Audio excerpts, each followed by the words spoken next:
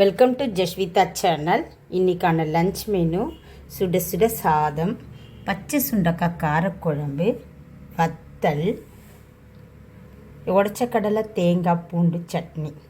இதுதான் இன்றைக்கான lunch menu. இதை நான் என்னோடய சேனலில் அட்டாச் பண்ணியிருக்கேன். நீங்கள் பாருங்கள்.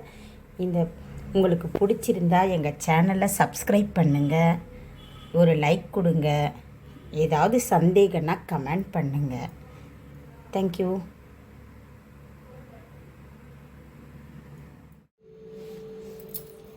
இன்றைக்கி பச்சை சுண்டக்காய் குழம்புக்கு சைடிஷ் பார்த்திங்கன்னா தேங்காய் பூண்டு உடச்ச கடலை உப்பு வச்சு அரைச்சி சட்னி அரைச்சா நல்லாயிருக்கும். இதுக்கு வத்தல் இந்த மாதிரி ஐட்டம் இருந்தால் ரொம்ப நல்லாயிருக்கும். அரைச்சிட்டு பார்க்கலாம்.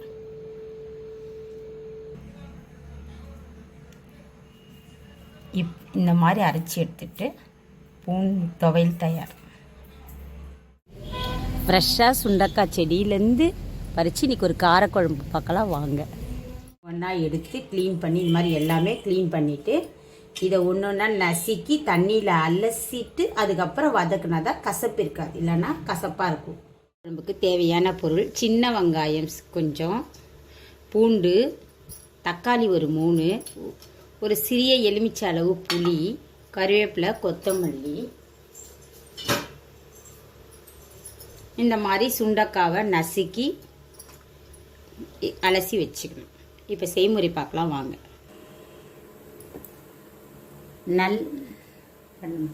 நல்லெண்ணெய் ஊற்றினா தான் இந்த குழம்பு நல்லாயிருக்கும்.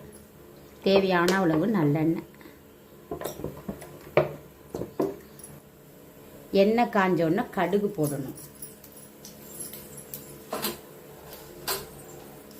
கடுகு போட்டோன்னா கொஞ்சம் வெந்தயம், கொஞ்சம் சீரகம். போதும், நிறைய கடுகு வேண்டாம். இப்போது கடுகு பொரிஞ்சோடனே வெங்காயம் பூண்டு போட்டு நல்லா வதக்கணும். வதங்கினோடனே தக்காளி போடணும். இப்போ பச்சை சுண்டக்காய் போடணும். தக்காளி அப்புறமா தான் போடணும், அப்போ தான் நல்லா வதங்கணும். இந்த பச்சை சுண்டக்காய் வதங்கின உடனே தக்காளி போடணும். இந்த மாதிரி சுண்டக்காய் வெங்காயம்லாம் வதங்கினோடனே தக்காளி போடணும்.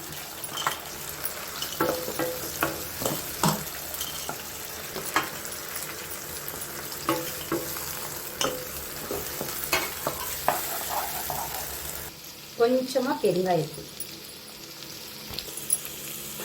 மிளகாத்தூள் ஒரு 1.5 ஸ்பூன் போட்டால் சரியாக.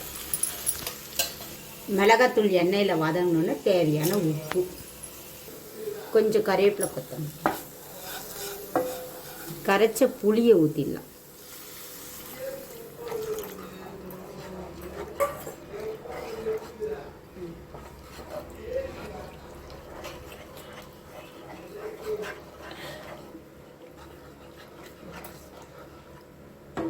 இப்போ குழம்பு 10 நிமிஷம் சிம்மில் வச்சு நல்லா மிளகா நெடி போன உடனே பார்க்கலாம்.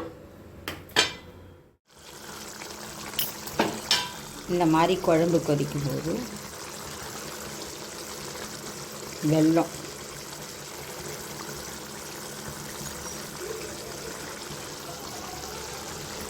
இந்த மாதிரி எண்ணெய் பிரிஞ்சு வரும்போது இவ்வளோ வெல்லம் போட்டால் குழம்பு சமமாக இருக்கும். புளிப்பு காரெல்லாம் கரெக்டாக இருக்கும். அவ்வளோதான். எண்ணெய் பிரிஞ்சோன்னா கொத்தமல்லி கருவேப்பிலை போட்டோன்னா பச்சை சுண்டக்காய் குழம்பு தயார்.